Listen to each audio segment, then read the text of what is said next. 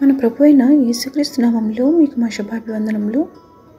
ఈరోజు దేవుని వాగ్దానము, పరలోక రాజ్యం యొక్క తాళపు చెవులు నీకు ఇచ్చేదను. నీవు భూలోకమందు దేని బంధించుదువో అది పరలోకమందును బంధింపబడును, భూలోకమందు దేని విప్పుదువో అది పరలోకమందును విప్పబడును. మత్తయి 16వ అధ్యాయము 19వ వచనము. I will give you the keys of the kingdom of heaven. Whatever you bind on earth will be bound in heaven, and whatever you loose on earth will be loosed in heaven. Matthew chapter 16 verse 19. ప్రార్థన.